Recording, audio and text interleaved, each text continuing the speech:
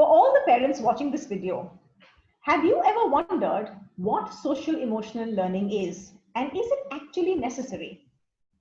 Is it even possible to address social emotional learning through online classes? If that question, or the two questions that I've just mentioned, intrigue you, stay with us while we pack the next 30 minutes trying to understand how schools are coping up with social emotional learning through virtual classes. My name is Pooja Kedia, and I am joined by Mrs. Deepa Kumar. Mrs. Kumar comes with an experience of over 3 decades in teaching and administration. Mrs. Kumar is the former Associate Director of the Heritage Experiential Learning School and former Director at Maxford School. Mrs. Kumar is currently the Director at the Moria Group of Schools, Gurgaon. A very warm welcome to you, Mrs. Kumar. We also have with us today Mrs. Alpana Baveja. Mrs. Baveja is an educator with almost 20 years of experience in various schools across the country, such as the Army School, Euro International, Gyananda, and GEMS International School. Mrs. Baveja is currently the principal at Manav Rachna International School. She is a recipient of the Times Achievers of Education Award and has authored articles in various journals and newspapers. Welcome, Mrs. Baveja. We also have with us today Mrs. Deepika Chaudhary. Mrs. Chaudhary comes with an experience of over 2 decades and has been associated with schools such as DPS, Manav Rachna International School, and Manav Rachna University. Mrs. Chaudhary is currently the Vice Principal at GEMS Modern Academy. Thank you so much for joining us today, Mrs. Chaudhary. All right, so without any further delay, let's just start discussing the topic that we're here to discuss today. Is it really possible for a teacher who interacts with children who are visible in small screens and small boxes to actually gauge a child's social emotional well-being? With limited visibility of the child, one window that a teacher uses both to display content and to look at the children, isn't the environment that a teacher has been given very limiting in terms of the teacher to gauge and thus to teach social emotional skills? Let us today try and understand this better in our discussion. Mrs. Kumar, if I could start my discussion with you, I think for all the parents who are watching this video, one of the key questions that we'd like answered is, in layman terms, help us understand what is social emotional learning? I would say social emotional learning is more important than academics, because there's enough research to show us that if the child is not present, the child does not know or understand himself or herself, if the child is not connected, if the child has got a low self-esteem, if the child is not learning or is not comfortable in the community, the brain anyway will shut. That's the research. I mean, Yale has a very, I would say, a very one of the top line emotional center, where there's research showing very clearly that when the child is unhappy, the brain just shuts. Either it is in a fight mode or in a flight mode. And what happens is, anyway, if he's unhappy, he's not going to learn. Okay. So I think it's a very important aspect of learning. And as educators, as community, as parents, we have to keep encouraging children. We have to take into cognizance that before learning or before academics or before something has to happen, let's win over the child. Let's make the child happy. Let's make the child settle. Yeah. All right. So help us also understand, can you break the two down? Is there something called an emotional learning and a social learning? And do you look at that separately? Or is that clubbed together as social emotional learning, and that's one phrase or one subject that is picked up in schools? I think it's a part of the same coin. I mean, like, because it is something which we have to train ourselves how to handle our emotions. At the same time, develop the feeling of empathy towards the society or a peer group or whomsoever we are dealing with. So we cannot we should understand and make students or the peer or the children around us understand that together we're going to succeed. It's an important part of learning, as peer learning is there, so that they don't get the feeling of jealousy, that they don't get a feeling of left out, they don't, a little bit of competition, yes, is necessary, but at the same time, it's important to feel the part of the community, the learning community. Yeah. Thank you so much. And I think that's very aptly put. And I like what you said about fight mode and flight mode. So a child needs to kind of not be in the fight mode, because the moment that happens, you kind of create a wall around you, which prevents all the knowledge to flow towards you. So the child needs to feel comfortable, needs to feel secure, needs to feel at home, needs to feel that everything around is kind of taken care of, and that is when the child opens up their mind and lets the learning flow. And so thank you so much for that. And I like also what you mentioned about the different feelings. And yes, there needs to be a fair amount of competition, but more importantly, I think we're not just looking at the feelings, but also how to deal with the feeling, not just for yourself, but for people around you. So thank you so much for that explanation. Mrs. Baveja, if I could come to you with my second question.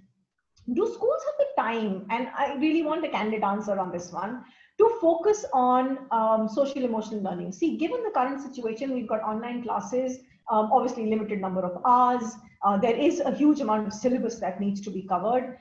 Does this kind of take a backseat, and do teachers feel that that's yes, it's important, but that will come once I've done my bit in terms of covering the curriculum? So, extremely relevant question, Pooja, and thanks for putting up that.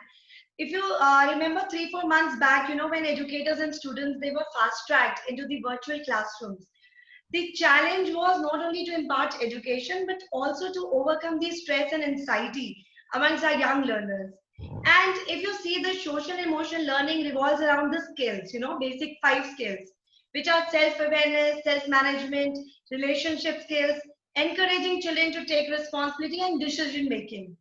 Now, when you look at these, these skills cannot be segregated. They have to be integrated in the curriculum. And I strongly feel they cannot be taught as a piecemeal. So when you see social emotional learning, it has to go hand in hand while we are teaching, other academic subjects. And when it takes place, there is a connection between the teachers and students and within the peer group. So all we have to look is to provide, a lot of opportunities to our children where they feel, they can express themselves freely, they can connect with the teachers. They have lots and lots of opportunities where we help them develop these skills while doing, while teaching them academically. So you won't believe, it is so heartening, when I go to the class observations now and see my educators, see my students, they are so confident. Teachers are trying to give maximum opportunity to these students.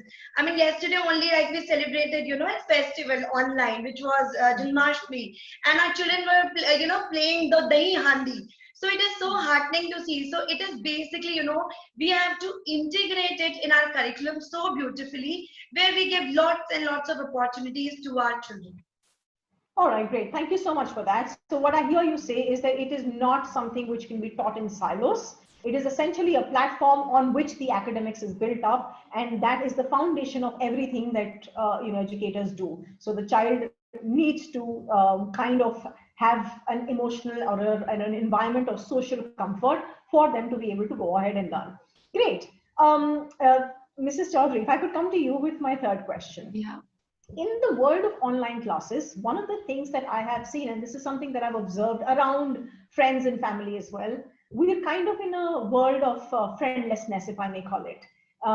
We've got children who moved on from one class to the other, where they had friends that have been interacting with them for about a year.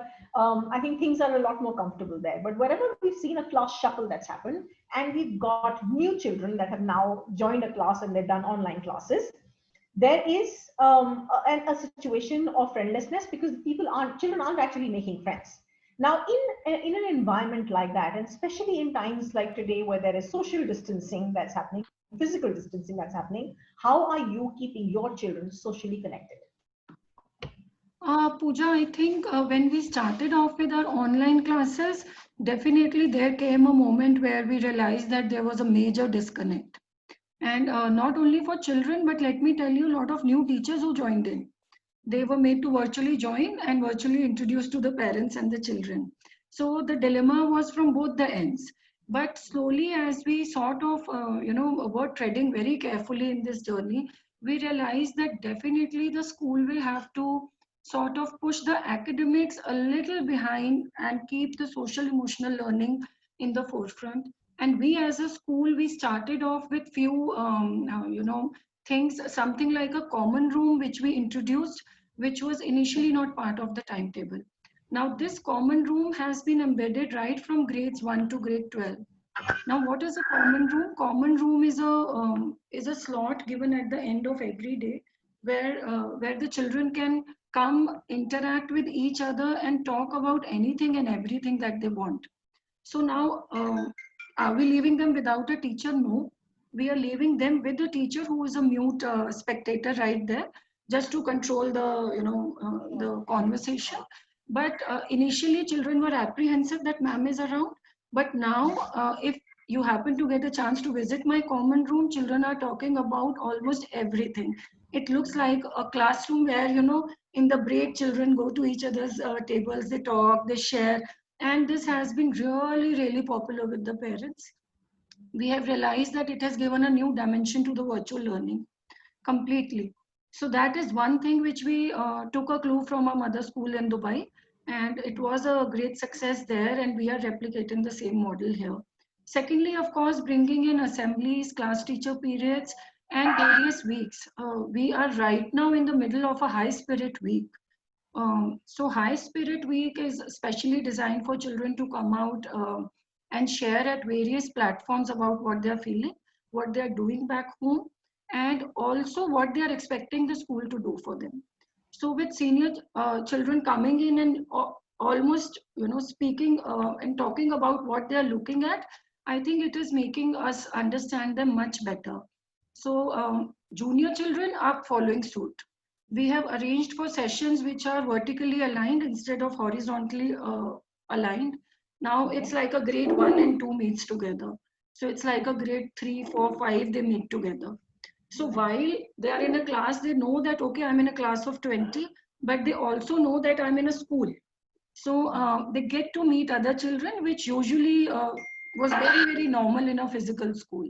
So these are things which have started impacting them positively. And we are taking regular feedbacks from the parents, which is a sort of evidence about what is going right and what is not going right. I think that is also extremely important, to take feedback and to basically to celebrate our success and to know our weak points. So, of course, social emotional learning, which the parents are assisting, definitely getting to know parents also in this time is extremely important. We have lots of evening programs and weekend programs wherein we are getting in touch with our parents to understand what are their challenges. So I think today, as on date, we are doing wonderfully well as opposed to when we started.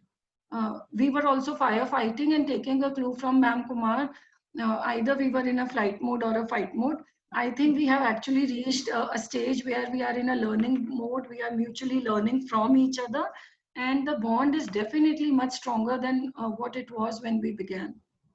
Great. Thank you so much for that, Mrs. Chaudhary. I think I love the examples that you've given. So all the parents who are watching this video, my sincere request to you, if your child goes to a school that has these common rooms, that has these platforms where they can interact, which is not an academic based online class, please encourage your children to attend these sessions, because they are very, very important for their social and emotional learning. And for all the schools or teachers who are looking at this video, there's a best practice that you can take back to your school and look at replicating, because I think it makes a lot of sense to allow a child that time that they used to get when they had physical classes and be able to replicate that environment truly. You need to give them that time where they're not, well, monitored actively, and they have an opportunity to interact, to chat, and to do things that they would have otherwise done had they been in school. So thank you so much for that. I'll move on to you, Mrs. Kumar, with my next question. How does your school specifically manage student behavior? Because that in a big way is linked to social emotional environment. Yeah. So for my school, SEL is not a new thing. The only thing is it's become virtual now.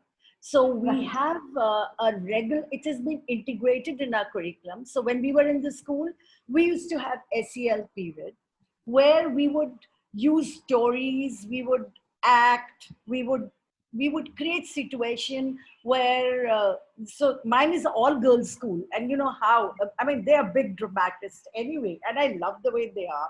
So we would just create a situation, and then we would tell each other, how do we handle, what is the solution, what do you think about it? And then they would act it out. Now what we do is we have two interventions in a week, which is SEL special time. And we do request parents to join us at that time, because we want them to just be a silent observers as to how we are handling them. And because, as I said, I don't want my girls to go in the fight mode, not at all, because then learning will stop. And as I'm a strong believer, being from a psychology background, and I research a lot about it, I believe that it's important. So it's through stories, through talking it out, through creating situations and giving them a situation, say, come on, let's solve it, resolve it. We are able to overcome quite a few situations. Of course, and I'm in all the SEL sessions, because that's something it's very close to my heart, and it intrigues me. And I intervene in my own very passive manner wherever I feel. And girls are smart. Ma'am, I know what you're saying. I said, no, I'm not saying anything. It's just that I want your feedback on this, because, we all have to have this. And ma'am, please open the school. I said, that's something I can't do. But yes, these sessions we can have, and we can have more of these sessions. And it is the feedback from the girls that, ma'am, when we have these sessions, we are able to concentrate better. We are able to read and learn better. So I said, we're going to have this. Don't care about it. I know you can read books. I know you can solve sums. That's not my problem, But yes, we are missing you as much as you're missing us.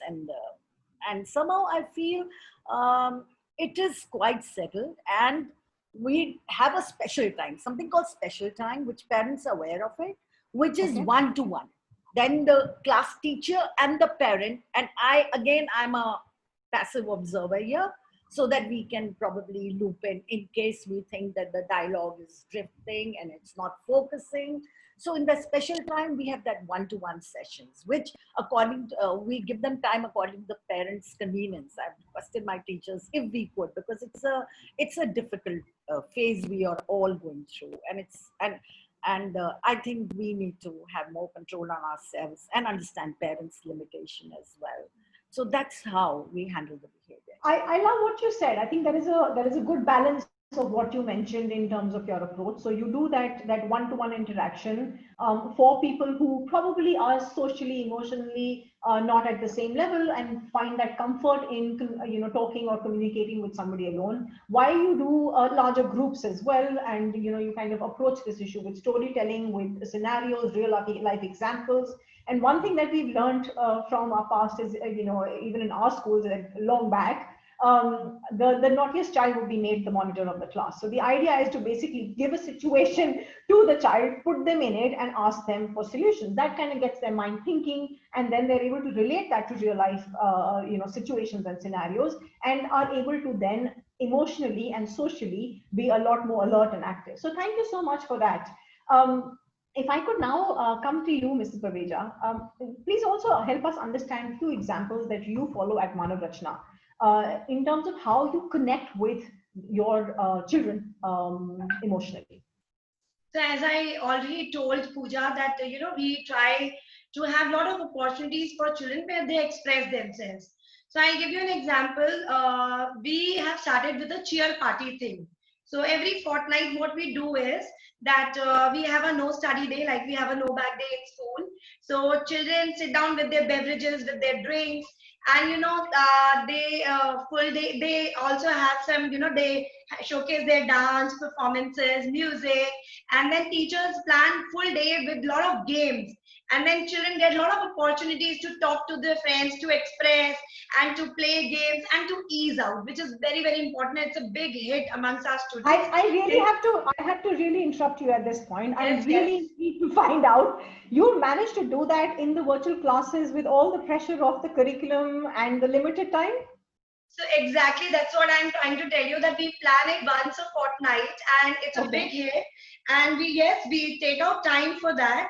And believe in me, I mean, once you visit the class, you feel as if it's a normal classroom scenario. The teachers and the students are so confident, and they look forward to, you know, these cheer parties. And in fact, we were planning to have it for our teachers as well, and you know, release them of the stress and anxiety. So yes, it's a big hit, and the teachers are doing it well with students. And Great, thank second you so thing, much. yes, yes, and few more activities, like you know, we started with lot of, like we do in the regular classroom scenario, and virtually, you know, it's a big blessing as well. So we are doing a lot of group activities and peer activities where children are connecting with their friends. They are doing the group projects. We are having flipped classroom where these children are coming with a pre-assigned, you know, topics, and they are presenting it in front of the class. So you know, children are enjoying doing this online. Yeah. Great, thank you so much for that. And I think I love the concept of the no bag day. And I also really like what you said that you're planning that for teachers, because honestly, I think educators right now need that stress off their burden, of their shoulders, because they've kind of had a rough patch in the past. And they also kind of need to have a very, a social and an emotional learning, which is very, very positive, because they're going to be the ones interacting with children, and that will reflect in the quality of teaching that actually happens. So absolutely, absolutely exciting stuff that's happening there. I'm really, glad about the fact that during the pandemic, when we've got limited time, you've managed to carry on with these classes and these practices, which goes to say that we are, kind of in our approach fairly futuristic. We are looking at this not just as something that kind of sits outside of academics, but it's something which is integrated with academics. Mrs. Chaudhary, if I could also now come to you with a very pertinent question. If there is a child who, for whatever reason, is not socially or emotionally as secure as you would like them to be, how does a parent start to identify early signs of this social emotional disconnect? Pooja, I think as parents, it's not a difficult job, but yeah, looking at the present scenario, I feel parents are too occupied to sometimes notice these little hints which the kids give. Children who are more submissive or who weren't submissive and have sort of turned submissive, children who aren't too engaged in the conversation, because we as parents, we do have our own talk time back home. If we find that children aren't responding or they aren't interested in the conversation that is happening, the children who are too much engaged in their own gadgets, because now fortunately, unfortunately, this new normal brings in gadgets, it has become a part and parcel of their schooling as well. So Right. children who are more into their gadgets, I think these are few hints which the parents should look for sure. And also, we've had a case recently wherein the child started, a happy-go-lucky child started snapping very often. So that was a major change in the child's behavior. So these are few things which the parents should be very observant. Sometimes in the jiffy, in all the three rooms, parent is online, mother is online, the elder sibling probably is online, so, and even the younger kid is online. So there are lots of chances that these hints are missed out. I think we need to be very, very observant of what is happening around as parents. And also, I think quality time as opposed to quantity time is something which definitely needs to be thought about, Absolutely. which I think is missing majorly right now at the moment, because every family member has their own share of anxieties and work stress. So this is something, and to help parents out, what we at GMA we have done is a special support program by the school counselor and the special educator, wherein they can connect directly via me to with the school special counselor, special educator and counselor, to share their issues in private. This is something which needs which needs to be handled with care, and hence the route is not via the class teacher or the subject teacher. It is directly between the educator and the parent. So we have opened a helpline, and we have really, really communicated it very well to the parents that in case they're looking out for a support for something like this, we are there to support them. Thank you so much. So, Mrs. Chaudhary, I like how you've summed it up. So, for all the parents who are kind of, at that verge of wondering if their child is emotionally and socially in a good space, try and look out for change your behavior. If your child was somebody who was very chirpy, very happy, very engaged, and suddenly has gone into a shell, that's a sign that you should pick on to and start acting on. If your child is a lot in silos, again, something that you need to kind of watch out for. Mrs. Chaudhary has gone a step further and said that, one of the key things that does put the child back on track or helps a parent connect with the child better is family time. And I can't tell you the emphasis of that family time, and I'm sure everybody here would agree with me. We're in unfortunate times, but one fortunate thing that's happened is with the pandemic is we've got a lot of family time, and I think we should use that time wisely, and this change we should carry on and make sure that even after the pandemic, we kind of keep this practice alive of spending quality time with our family. That kind of brings us to the end of our discussion. But before I bid goodbye, I would like to get one quick tip that each one of you has for a parent who's observed the child, has come to a conclusion that yes, my child probably needs some emotional and social support. What would that one tip be? If it's all right, Mrs. Kumar, can I please start with you? Yeah. So the best thing I can tell is that be patient. Be patient with your child, because the anxieties are very high these days. Leave aside the child. What about us also? We need to look at ourselves as well. So we can imagine what's going on in a child's mind. The child is, especially when the child is in nursery, kindergarten, 1, 2, 3. Why the schools? I mean, they really don't get corona well. I have a grandchild at home. Nani, please, can you kill corona? I want to go to school. I said, yes. So the best is to have patience with the children. Take support from the school when you think that you need to go take that step. Because together, school and you can handle your child. There is nothing that we cannot do together. And I'm sure there are beautiful schools around us. And I'm sure your kid is studying in a very good school. And I'm sure they have support systems. So let's support each other. And let's have patience with each other and help the child. And just talk it out with the child. Not give up on the child. That's what my suggestions to all the parents would be. Great, and I think that's a very valuable suggestion. Patience is a virtue that anyway a lot of us need to have, which we lose out on with the busy lives. There's just so much on our plates that the one thing that we don't have is time, and that kind of, without us realizing as parents, we kind of, instead of trying to help the child, have a reverse effect if we lose out in terms of patience. So thank you so much for that valuable input. Mrs. Baveja, could I please come to you with the same question?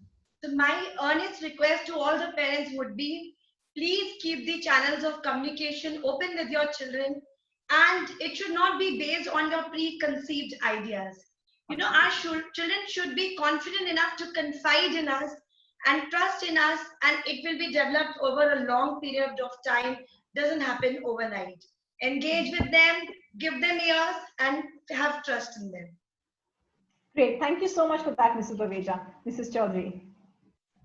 Okay, taking clue from what Ma'am Kumar and Alpana Ma'am has said, further ahead, apart from these 2 points, I think we shouldn't hesitate from taking help. In case you have realized that there is an issue, I think the bottleneck is that parents are very, very reluctant to ask for help. 2 things. One, they shouldn't feel that they have to really invest too much of time. Help is right there. Both the parents are right there next to the child all the time. So that is the first level of help that you can offer them. Secondly, in case you've really identified something is beyond your expertise or whatever, do not be reluctant to look for help, as all 3 of us very firmly believe that schools are there to help. There is a support system back in school. And trust with us, us with your faith, and I think together we will help them sail through for sure. Great, thank you so much. I think what you've all said is extremely valid. Patience, communication, and help. So there is a support system out there. Please don't shy away from taking professional help. What you don't want to do is end up wasting time in the process trying to do things that you're probably not best at. So observe, be patient, communicate, but when you think that you're kind of crossing the line, seek help from the support system that is there. Thank you so much for that. I think it is absolutely true that when we're educating the mind, one should not forget to educate the heart. Because it is proven, like Mrs. Kumar had mentioned, there is research to back the fact that the child is proven to perform better academically if they are in a conducive social and emotional environment. For parents who are concerned with their child's social emotional well-being, please look out for signs on withdrawals that we've spoken about, and make sure that you help the child with the simple steps that have been given, and also make sure that you care and encourage the child at all points. So make sure that you're there for the child. Make sure every small step that a child takes, so you might be expecting the child to take 5, but even if the child takes half a step, please be there to encourage the child, because that will help them come out of their shell. On that note, thank you so much, all three of you. Thank you, Mrs. Kumar. Thank you, Mrs. Chaudhary. And thank you, Mrs. Baveja. It's been a very, very valuable discussion. I hope our parents are going back a lot wiser and a lot more socially and emotionally charged up to go and observe, what the children are up to. We as SchoolWiser hope that the current situation fades away very, very quickly, and we see our kids back in school socially and emotionally engaged with their peers. But until then, ciao, be safe, be informed, and be SchoolWiser. Thank you so much.